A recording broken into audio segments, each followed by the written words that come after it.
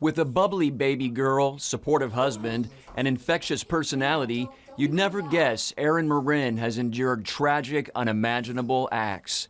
This vibrant 30-year-old is a survivor of sexual abuse. She says it started when she was just 6 years old at her first sleepover. Erin says her best friend's uncle sexually abused her that night. I could see his face because I was sleeping above the bedroom window and the street light shined in. So I could see this man's face looking at me, telling me to be quiet. So of course, I've got this authority figure standing over me. I did get quiet. And for the first time, he sexually abused me. Erin never told anyone, and she says until she turned 8.5, the man repeatedly sexually abused her, even brutally raping her just weeks shy of her 7th birthday. She says he continued to threaten her to keep quiet, and she complied. He told me that if I told anybody, my parents wouldn't believe me, he'd come get me. As a matter of fact, he told me my parents wouldn't love me anymore. He brainwashed me. No one had been educating me, you don't keep these kinds of secrets. Even after she and her family moved to a new neighborhood, sexual abuse continued. This time the perpetrator was an older cousin, someone she had viewed as a brother figure. It's often people you trust with your kids that you think would never do something like this. He told me, just like in the past, by this other perpetrator, Erin, this is our little secret. No one will believe you. Erin wrote about her despair in this childhood diary. January 7th, 1998, I was 12 years old. 2:40 a.m. Dear God, please help me. I can't take this much more. I can barely sleep anymore. The nightmares have me up, tossing and turning in my sleep. Erin finally broke her silence when her younger sister told her that she too was being sexually abused by the same cousin. The two told their parents, who believed them 100%. The next step was telling their story to a forensic investigator here, the Children's Advocacy Center. There are more than 900 of these nonprofit centers around the country.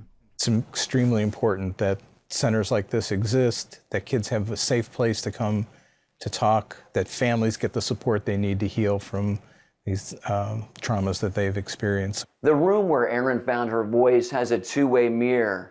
As she shared her story with a trained therapist, behind that mirror, investigators listen, collecting information to build a case against a perpetrator.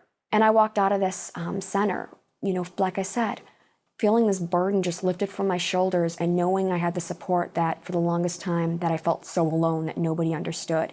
Erin says her cousin confessed to the crime, was sentenced to 7 years probation, and put in a sex offender treatment program instead of receiving jail time. However, Erin's early childhood abuser was never prosecuted. What Erin and her sister went through is by no means isolated. 1 in 4 girls and 1 in 6 boys will be sexually abused by their 18th birthday. Erin eventually went on to become a social worker at a counseling agency. But God had different plans for her to help children and teens on a national and international level. He used her childhood diary to spark a new idea. And I was reading this passage that struck me, and I said, they don't teach us that in school. They teach us tornado drills, fire drills, bus drills, bully intervention, internet safety. I still have my DARE card that taught us the 8 ways to say no to drugs, but I didn't know how to say no to my abuse or tell somebody. And so this was on my heart for a while, and then one night, in the middle of the night, I heard God speak to me. I was clearly hearing him speak to me saying, Erin, you need to quit your job. This is not where you belong. You need to go after this law that has been on your heart for many months now. Erin's law was born.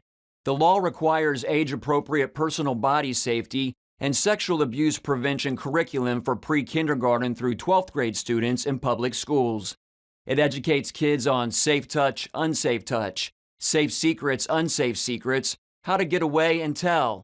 Erin is on a mission to find either a state senator or representative in each state to sponsor the bill, who then drafts it and introduces it to lawmakers for an eventual vote. Erin's law is spreading like wildfire, even drawing the attention of celebrities like Oprah and Katie Couric, and magazines like People and Glamour. I feel so blessed with where my life is today.